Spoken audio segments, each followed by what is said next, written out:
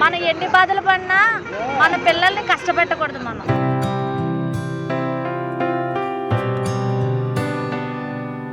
ప్రభుత్వం మారిపోయింది. 60,000 స్కీమ్ అన్నారు, 1,60,000 కట్టండి అన్నారు.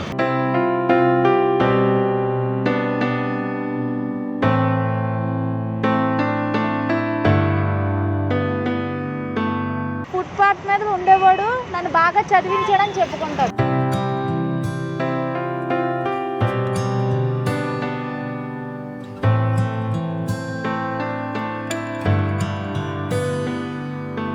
హాయ్ ఫ్రెండ్స్, నేను మీ కాకినాడ వెళ్ళి ఈరోజు ఒక సోషల్ ఎక్స్పెరిమెంట్ వీడియో చేశాను.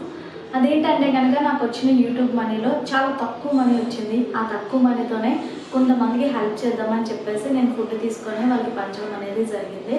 సో మీరు ఇంకా నన్ను బాగా ఎంకరేజ్ చేస్తే నేను ఇంకా చాలామందికి హెల్ప్ చేస్తాను. సో మీరు నన్ను బాగా ఎంకరేజ్ చేయండి. అలాగే మీరు ఎవరైనా ప్రాంక్స్ చేయాలనుకుంటే కనుక కామెంట్ సెక్షన్లో కామెంట్ రూపంలో తెలియజేయండి. అలాగే నన్ను సబ్స్క్రైబ్ చేయడం మర్చిపోకండి.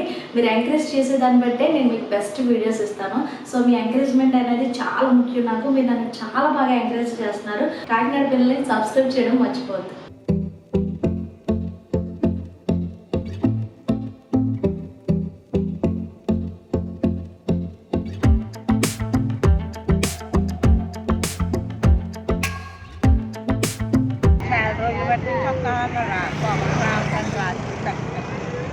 చాలా రోజుల నుంచా? ఏరో పుట్టాడా? నువ్వు స్కూల్కి వెళ్ళొచ్చు కదా. 6 గంటలకి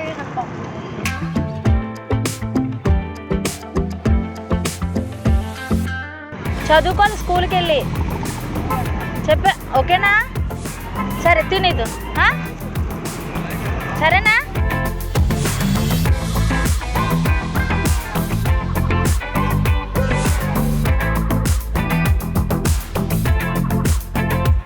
మీకు రోజు ఫుడ్ వస్తుందా?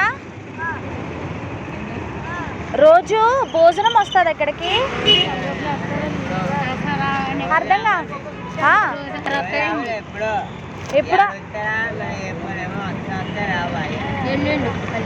మీరు అప్పటి వరకు ఏం తింటారు? నేను చెప్పిన అలా కూర్చొని ఉంటాను. పిల్లల్ని దోమలకి ఇలా పుట్టుకొని మరి ఎవరు వచ్చి ఆపరా? ఎవరు వచ్చి ఏం పెట్టరా?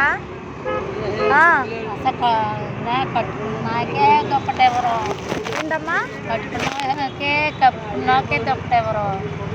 అవునా? పిల్లలు చూసండి. మీకు పెళ్ళయిందా? పిల్లలు మీరే అంటున్నారు కదా. మీ పిల్లలు మరి ఎక్కడన్నా పని చేసుకొచ్చి ఆ పిల్లల్ని ఇచ్చేయచ్చు కదా. పాపం దోమల్లో పడుకుంటున్నారు కదా. అంటే వెళ్ళిపోతామండి. ఇలా అంటున్నానని కాదమ్మా, మనం ఎన్ని బాధలు పడినా మన పిల్లల్ని కష్టపెట్టకూడదు. మనం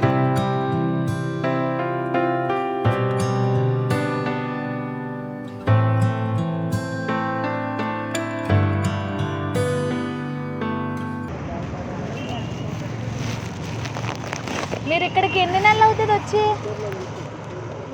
కూర్చుంటున్నామండి. సంవత్సరాలు ఉన్నారు. ఎవరు వచ్చి మీకు ఒక ఇల్లు కానీ ఒక ఇది కానీ ఎవరు ఇచ్చేయలేదు. పిల్లల్ని అలాగే ఇచ్చేస్తున్నారు. అమ్మా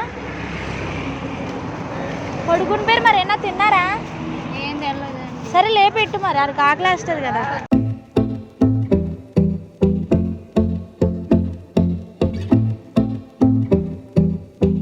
స్కూల్కి వెళ్తున్నావా? మరి పిల్లల్ని ఇంత చక్కగా ఉన్నారు, ఏదైనా స్కూల్లో చేర్పించి ఇక్కడ నుంచి వెళ్ళి ఏదైనా పని చేసుకోవచ్చు కదమ్మా. బోలు పనులు ఉన్నాయి బతకడానికి. ఆ పిల్లల్ని అలాగా అట్లా ఇచ్చేయడం ఎందుకు? అంటే నేను భోజనం పెట్టి మీకు ఇచ్చేయట్లా, మీరు పడుతున్న కష్టం వాళ్ళు పడకూడదని.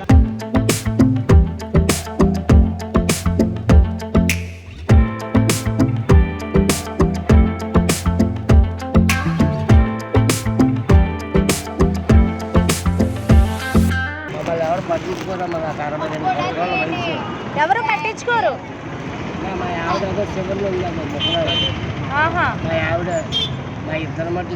ఏమన్నా పని చేసుకుంటా నువ్వు? నేను కర్ణాటక చేపలాటకి వెళ్తానమ్మా. కర్ణాటక పోస్పేట. నాకు అరబీ, హిందీ, ఇంగ్లీష్, తమిళ్, కొరియా, బెంగాలీ అన్ని భాషలు. వచ్చేసరికి 1979లో హరిచంద్రారెడ్డి గారు ముఖ్యమంత్రి. అప్పుల్లో ఈ బ్రిడ్జి కట్టాడు ఆర్టీసీ కాంప్లెక్స్ కూడా ఓపెనింగ్ ఎప్పుడైంది. అప్పుల్లో పంపించాడు బాబు. బెంగళూరులో అపార్ట్మెంట్ ఇచ్చాడు, కిచెన్ అటాచ్ బాత్రూమ్ బెడ్రూమ్ ఇచ్చాడు. అప్పుడు నాకు 2 మగపిల్లలు ఆవిడ ఉన్నారు. అది కొన్నాళ్ళు ఏం చేశారంటే అప్పుడు ఆ ముఖ్యమంత్రి మారిపోయిన తర్వాత చంద్రబాబు నాయుడు మారిన తర్వాత ప్రభుత్వం మారిపోయింది. 60,000 స్కీమ్ అన్నారు, ఇప్పుడు 1,60,000 కట్టండి అన్నాడు.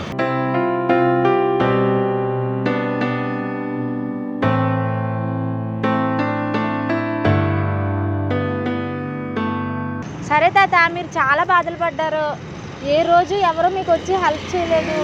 కనీసం మనం ఎలాగో బాధలు పడుతున్నాం కాబట్టి ఆ పిల్లలన్నా మంచి స్కూల్లో ఏదో చదివించి ఇక్కడ అనేదాన్ని ఉంచకండి తాతయ్య. ఎందుకంటే మన మీద పడ్డ నింద వాళ్ళ మీద పడకూడదు. అది ఈరోజు మనం ఇంత కష్టపడుతున్నా రేపు ఆడు అనేవాడు మా తాత ఫుట్పాత్ మీద ఉండేవాడు, నన్ను బాగా చదివించాడని చెప్పుకుంటాడు.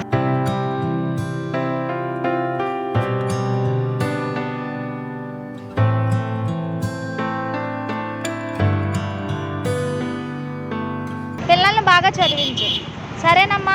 నీకు ఓపుకున్నా లేకపోయినా ఎవరన్నా మా అబ్బాయి చదువుకుంటానంటే ఎవరన్నా చదివిస్తారు. అర్థమైందా? మనకి గవర్నమెంట్ స్కూళ్ళు ఉన్నాయి, మనం ఎలాగో అయిపోయింది వయసు. సో పిల్లలన్నా జాగ్రత్తగా చూసుకొని వాళ్ళని మంచిగా చదివిస్తే రేపు మా అమ్మ నన్ను ఇలా చదివించింది అనేది ఉంటుంది. అంటే నేను ఇలా నిన్ను ఇది చేయట్లేదు, నాకు చెప్పాలనిపించి చెప్పాను అంతే అమ్మ. సరేనా? బాయ్ అమ్మ, వెళ్తానండి.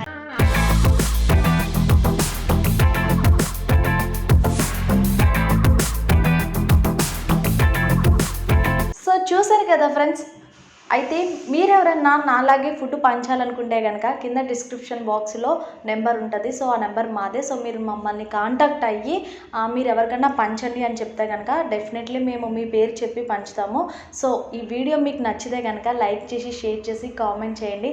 అలాగే ఫుడ్ లేని వాళ్ళకి మనకున్న దాంట్లో కొంచెం పెడితే ఏమైపోదు కదా ఫ్రెండ్స్. అందుకే సో మీరు నాకు హెల్ప్ చేస్తారని అనుకుంటున్నాను. సో కాకినాడ పిల్లలు మాత్రం సబ్స్క్రైబ్ చేయడం మర్చిపోకండి.